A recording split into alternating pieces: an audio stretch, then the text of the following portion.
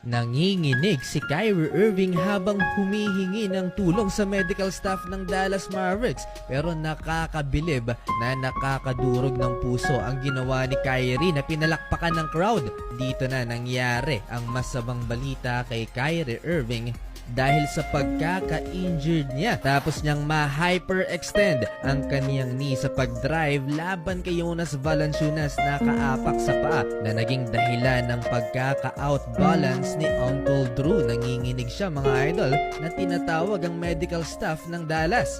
Pero ang nakakabilib na pangyayari mga idol ay nang hindi pumayag si Kyrie Irving na bumalik kaagad ng locker room dahil pinili niyang mag-take ng 2 free throws kahit injured. Pinalakpakan si Kyrie Irving, nagsigawan ng MVP ang crowd at napatayo sa kanya lahat. Naipasok ni Kyrie ang 2 free throws at sa pangalawang free throw attempt niya, biglang pumasok sa court itong medical staff ng Dallas Mavericks para tulungan si Kyrie. He deserves so much respect from the crowd.